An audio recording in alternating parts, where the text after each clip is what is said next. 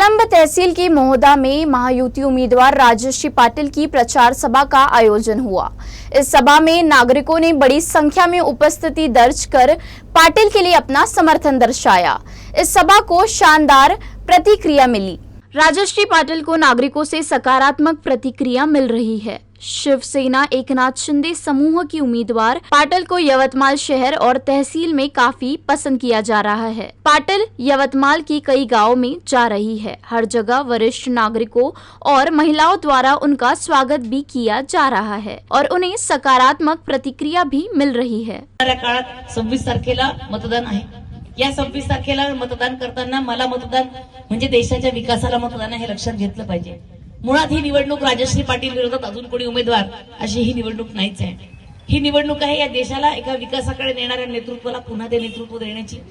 ही निवडणूक आहे देशाच्या भविष्यासाठी